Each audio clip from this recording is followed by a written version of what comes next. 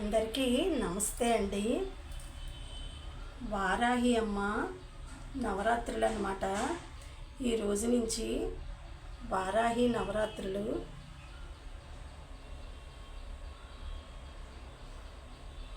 ఈ రోజు నుంచి 23వ తారీఖు వరకు వారాహి నవరాత్రులు అవుతాయండి. ఈరోజు స్టార్టింగ్ డే అన్నమాట. నా పూజ అయితే ఇలా చేసుకున్నాను అమ్మవారికి. ఉదయం సాయంత్రం అష్టోత్తరం చేసుకోవాలన్నమాట. అమ్మవారికి ఉదయం సాయంత్రం అష్టోత్తరం పూజ చేసుకొని వారాహి కవచం, వారాహి తాలూకా శ్లోకాలు ఏవైనా చదువుకుంటే మంచిదన్నమాట.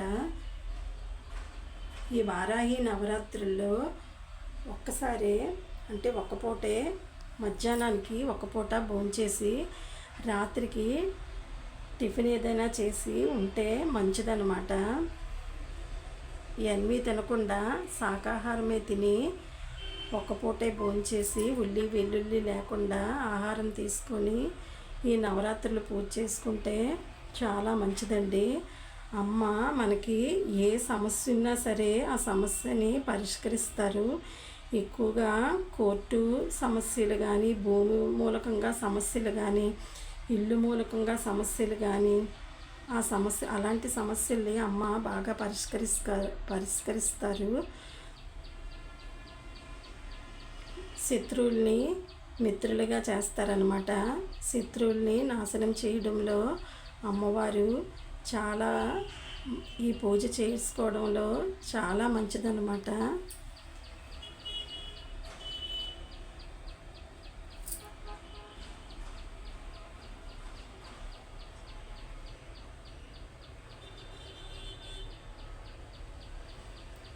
మేము ఈ వారాహి నవరాత్రులు అయితే ఎన్ని సంవత్సరాలు గుర్తులేదు కానీ చాలా సంవత్సరాల నుంచి అమ్మవారిని పూజ చేసుకుంటున్నామండి. స్టార్టింగ్ మొదలుపెట్టాము. అలా ప్రతి సంవత్సరం కూడా అమ్మ మా చేత ఈ నవరాత్రుల పూజ అయితే చేయించుకుంటుందన్నమాట.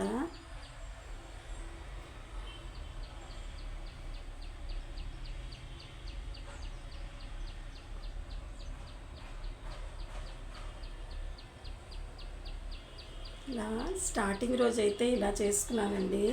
ఇంకా అమ్మవారికి కందదీపం అంటే చాలా ఇష్టం.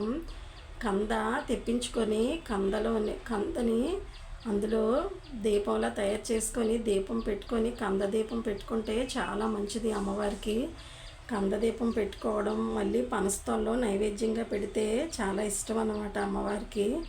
పనస్తోల్లో నైవేద్యంగా పెట్టి కంద దీపం వెలిగించడం ముఖ్యం అన్నమాట వారాహి అమ్మకి.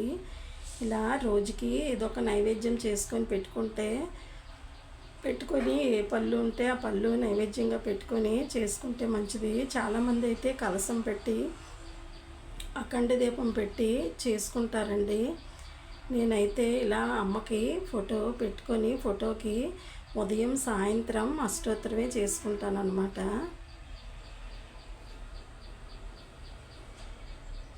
వారాహి అమ్మ పూజ నాది ఈరోజు పూజ. రేపు రెండో రోజు పూజ మళ్ళీ అవుతుంది. ఈ వారాహి అమ్మ దీవెనలు మనందరిపైన ఉండాలి.